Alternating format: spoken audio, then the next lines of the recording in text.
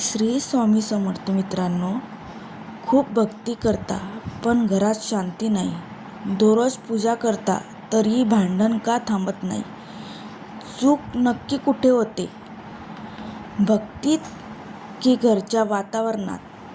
आज जाणून घ्या हे रहस्य, जे तुमचं आयुष्य बदलू शकते. नमस्कार माझ्या लाडक्या भगिनींनो आणि स्वामी समर्थ या परिवारात स्वामी समर्थांची कोटी कोटी प्रणाम. आज मी तुम्हाला एक असा विषय सांगणार आहे की जो प्रत्येकाच्या घरात घडतो पण कोणी स्पष्टपणे समजून घेत नाही. आपण मनापासून भक्ती करतो, जप करतो, पूजा करतो, देवाला नैवेद्य दाखवतो, पण तरीही घरात भांडणे का होतात? दुःख का वाढते? मनाला शांती का मिळत नाही? हा प्रश्न तुमच्या मनातही नक्कीच आला असेल.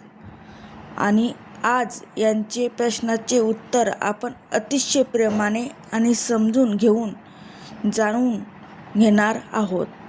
ही माहिती गुरु माऊली अण्णासाहेब मोरे यांनी सांगितलेली आहे आणि ती अनुभवातून आलेली आहे, म्हणून शेवटपर्यंत नक्की ऐका. सर्वात आधी एक गोष्ट समजून घ्या की भक्ती म्हणजे फक्त देवासमोर दिवा लावणे नाही. भक्ती म्हणजे फक्त माळ जपणे नाही. भक्ती म्हणजे मनाची शुद्धता, विचाराची स्वच्छता आणि घरातल्या वातावरणाची सात्विकता. आजकाल आपण काय करतो? सकाळी उठतो, देवाला नमस्कार करतो, माळ जपतो आणि त्यानंतर दिवसभर राग, चिडचिड, मत्सर, बोलण्यात कडवटपणा, घरात एकामेकाशी वाईट वागणूक. मग तुम्हीच सांगा, अशी भक्ती पूर्ण कशी होईल? श्री स्वामी समर्थ नेहमी सांगतात, मन शुद्ध असेल तरच देव जवळ येतो. आता मी तुम्हाला भक्तीचे 3 प्रकार खूप सोप्या भाषेत सांगते. पहिला प्रकार आहे ब्रह्म भक्ती. म्हणजे आपण जे करतो, पूजा, आरती, मंदिरात जाणे ही चांगली गोष्ट आहे, पण ही फक्त सुरुवात आहे. दुसरा प्रकार आहे मानसिक भक्ती. म्हणजे आपल्या मनात सतत स्वामीचे स्मरण असणे. पण इथे चूक होते. आपण जप करतो पण मनात नकारात्मक विचार असतात. कोणाबद्दल राग असतो, कुणाबद्दल मत्सर असतो. आणि तिसरा आणि सगळ्यात महत्त्वाचा प्रकार आहे कर्म भक्ती. म्हणजे आपल्या घरातली वातावरण, आपल्या घरातलं वागणं, आपले कर्म जर हे शुद्ध नसेल तर कितीही जप केला तरी त्याचा पूर्ण परिणाम मिळत नाही. आता तुम्ही विचार करत असाल की मग एवढी भक्ती करूनही घरात भांडणे का होतात? तर याचं खरं कारण आहे आपल्या घरातले वास्तुदोष. हे भगिनींनो, हे ऐकून तुम्हाला आश्चर्य वाटेल, पण हे अगदी खरं आहे. गुरु माऊली अण्णासाहेब मोरे यांनी सांगितलं आहे की जिथे वास्तू बरोबर नसते तिथे भक्तीचा पूर्ण परिणाम मिळत नाही, कारण घरातली ऊर्जा बिघडलेली असते. आता आपण एक-एक करून समजून घ्या. ही सर्वात महत्त्वाचा कोपरा म्हणजे ईशान्य कोपरा. हा कोपरा देवाचा कोपरा मानला जातो. इथेच पूजाघर असायला हवं, इथे स्वच्छता असायला हवी. पण अनेक घरामध्ये काय होतं, ह्या कोपऱ्यात कचरा ठेवलेला असतो, वॉशिंग मशीन असते किंवा काहीतरी जड वस्तू ठेवलेलं असतात. यामुळे काय होते, घरातल्या सकारात्मक ऊर्जा आरते आणि त्याचा परिणाम म्हणून घरात भांडणे वाढतात, मन अस्वस्थ होते.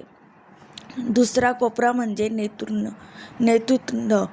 हा कोपरा संबंधाचा आहे. नवरा बायकोचं नातं, कुटुंबातले प्रेम या कोपऱ्यात अवलंबून असतात. जर इथे कचरा असेल, तुटलेली वस्तू असतील तर घरात सतत वाद होतात, छोट्या छोट्या गोष्टीवरून भांडण होतात.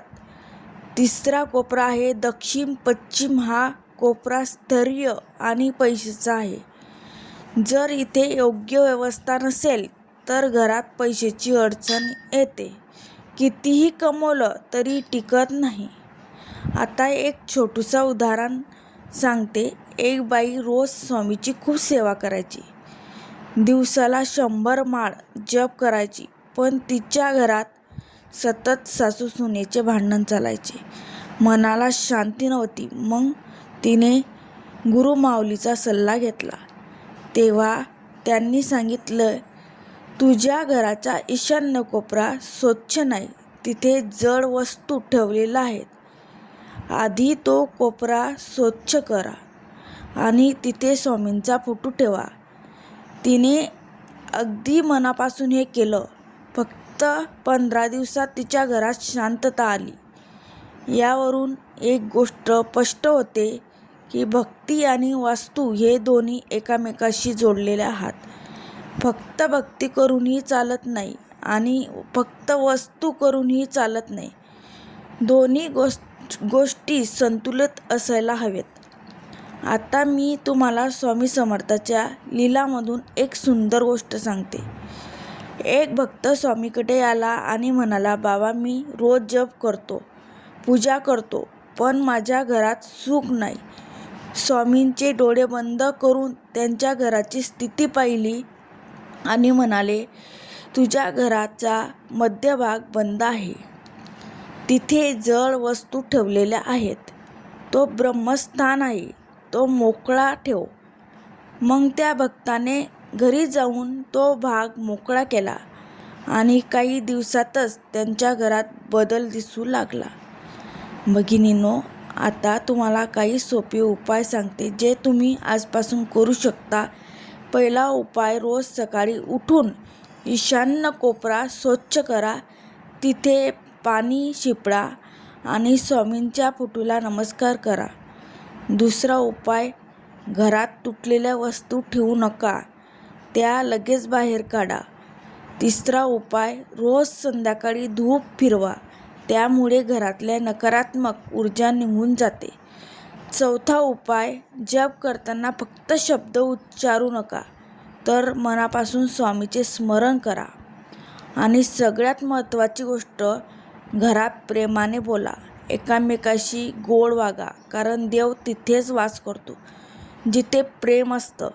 आता शेवटी मी तुम्हाला एक छोटीशी सेवा सांगते, जी तुम्ही 7 दिवस करा. रोज सकाळी 11 माळ स्वामीचे जप करा आणि जप झाल्यानंतर घरभर फिरून स्वामीचे नाव घ्या आणि मनात प्रार्थना करा, स्वामी, माझ्या घरातले सर्व नकारात्मकता दूर करा. आमच्या घरात सुख, शांती आणि समाधान द्या. ही सेवा मनापासून करा, तुम्हाला नक्कीच फरक जाणवेल. माझ्या लाडक्या भगिनींनो, लक्षात ठेवा, जास्त भक्ती करूनही दुःख येत असेल तर त्यामागे काहीतरी कारण असतं आणि ते कारण समजून घेतलं तर उपायही सापडतो. भक्ती सोडायची नाही, पण योग्य पद्धतीने करायची आहे. मन शुद्ध ठेवायचं आहे, घर स्वच्छ ठेवायचं आहे आणि स्वामीवर पूर्ण विश्वास ठेवायचा आहे. आता शेवटी मी तुम्हाला अजून एक खूप महत्त्वाची गोष्ट प्रेमाने सांगते, जी अनेक जण दुर्लक्ष करतात आणि त्यामुळेच भक्ती करूनही त्यांना फळ मिळत नाही. आपण देवाची पूजा करतो, पण घरात मोठ्यांचा आदर करतो का, हे स्वतःला विचारायचं आहे. कारण गुरुमाऊली सांगतात, जिथे आईवडिलांचा अपमान होतो तिथे देव कधीही टिकत नाही. तुम्ही कितीही माळ जपा, कितीही आरती करा, पण जर घरात वडीलधाऱ्यांचा आवाज दाबला जातो असेल, त्यांना दुखवलं जात असेल, तर त्या घरात शांतता येत नाही. तसेच दुसरी एक महत्त्वाची गोष्ट म्हणजे अन्नाचा आधार.